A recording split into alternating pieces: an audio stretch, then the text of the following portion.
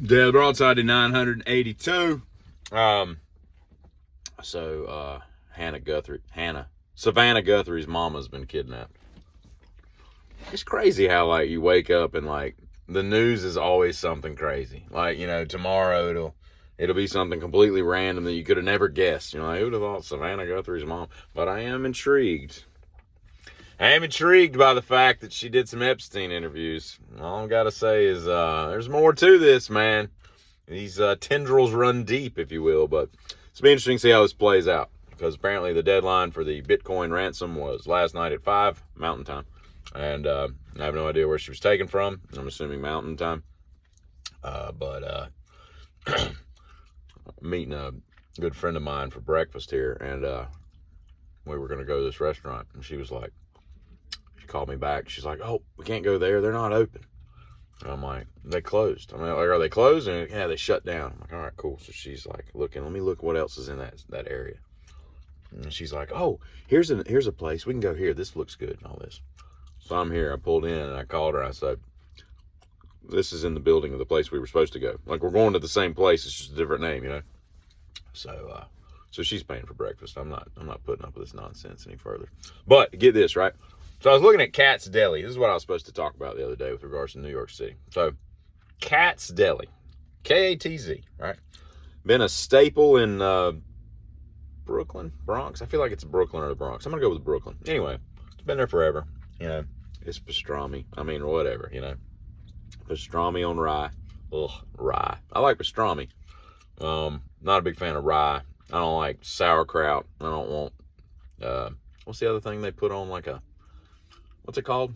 A Reuben. Yeah. Anyway, so I look it up and I'm like, I'm watching this. Show me videos of this stuff and how you got to tip the people that cut your meat. And I'm like, now my buddy, Teeter, and my buddy John just went there like a year ago, I think. Like a year, yeah, sometime last year, I think. I go in there and Teeter drops like $80 for like 2 sandwiches. And I'm like, good God, man. Like, I can't even tell you what would have to come with that sandwich for me to pay that much. But anyway, it would not be food, Hint, hint. Anyway, so my point is, so I started looking up. I'm like, why would I tip the guy $5, $10 for him to do what I'm already paying $30? It's like a $29 sandwich for just now granted, it's probably a half a pound of meat, if not more, but still, like $30, like you're just paying for the history. So I look it up. I was like, how much money is this place making every day? On a good day, like a busy day, they'll serve 4,000 people. I don't know how big this place is. I've just seen pictures, but it doesn't look that big. 4,000 people seems insane. I don't know how many people they've got chopping meat, but I don't think I could do that job more than about 2 or 3 days. I'm like, I'm out of here. I got carpal tunnel already. I'm serving 4,000 people. That's a lot of pastrami. Pastrami, corned beef. Well, I don't know what the difference is, but they're both good. But here's the point, right? So I extrapolate the data, right? And I was like, 4,000, $30. That's not even a drink. Let's just on the low end. That's $120,000 a day that Katz's Deli's pulled in. And that's not even counting all the crap they ship out across the country, because God knows how many people in Milwaukee and, Chicago and all are ordering Katz and having it shipped in freeze-dried containers dry ice, so they can eat overpriced pastrami / corned beef at their house in, the Brewer State. But so that's like, if they just work through Friday or, Monday through Friday, which I don't know if they're open on the weekends. I don't care. But, those dudes are bringing in $500,000 a week. Like, that's insane. It's insane that they're doing that from meat. You know what I mean? And that there's that many people that are willing to go spend $30 on a damn sandwich. I don't understand that. I'm all for, the experience. And there's things that I've paid way more for than I probably should have just for the experience. But a pastrami sandwich ain't good. Because I've had good pastrami, right? How much better could pastrami be? Plus, I don't like the fact that they're like, you got to get it with they pull out like a dildo of Cheese Whiz and whop it on there. And then you got to get like if I went in there and I was like, could I get that with lettuce and mayonnaise? And they'd be like, get out of our store. Whatever. If I don't order it their way, if I don't get cheese dildo on it, I don't know if it's a cheese dildo. I may be confusing that with like people that serve hot dogs. You know how they got that like long cylindrical, and they just mustard the dog real quick and cheese whiz it. And it's just like a big cheese whiz dildo. It's CWD.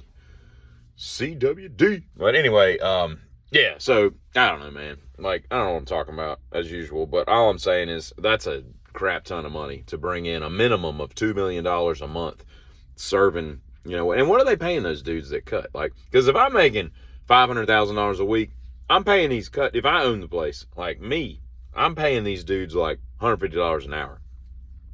Well, let me back up. I don't know how many there are, but I'm going to pay them way more than like they're probably worth, and way more than whatever, just so I can keep them. And you got to treat people nice. You got to treat your not your customers. I mean, you got to treat them nice too. But you got to keep your employees happy. You got to keep up in their pay and making them want to come back to work and be fulfilled and feel like they're part of a team, and do some profit share. I just do some profit sharing. I mean, like, I'm gonna pay y'all $40 an hour and profit sharing.